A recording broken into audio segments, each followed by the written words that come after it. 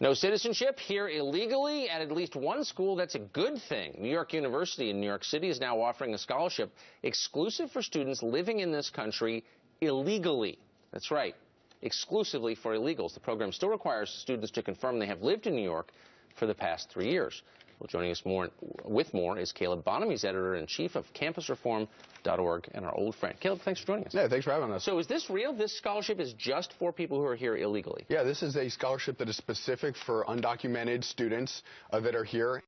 And they are requiring certain things for these students to be able to be eligible for this. Since New York did not pass the DREAM Act in the state legislature earlier, they're still requiring that these students go through an application process declaring their undocumented status. They have to be a resident for 3 years in the state of New York, but they can still somehow remain not a citizen of the United States and receive this institutional aid.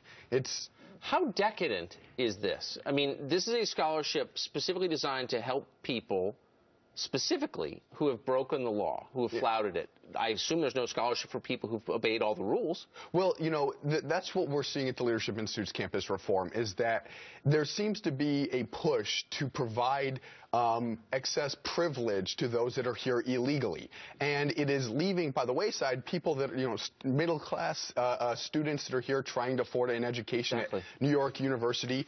Over $43,000 for student tuition alone, over $60,000 when you include rooming board. And if you look at the posts on social media about this story, people are really upset. They're wondering, you know, well, what law should I have broken to make sure that my daughter could have gone to college? So in other words, schools are very welcoming to the very rich and the very poor, and everybody else is kind of shafted. Yeah, and the group that pushed this through, the New York Dream Team, student activists comprised of undocumented students at New York University, they're pushing to make sure that New York University is affordable to all undocumented students in the country.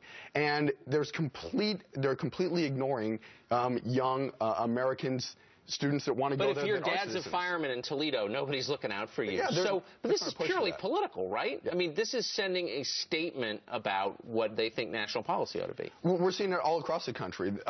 Virginia Tech University, they came out and they've pulled student funding. Conservative group because they were hosting an immigration debate on campus.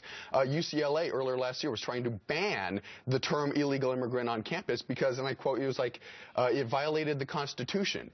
There is preferential treatment that is given to non-citizens in this country, and it's getting out of control. It's absurd. When did the left come out against free speech? I don't know. When did this happen? When do they support free speech? That's the question. Probably a good point. Caleb Bonham, thanks for joining us. Hey, thanks, Tucker. Well, you wind me up this early. I appreciate it. Up next, a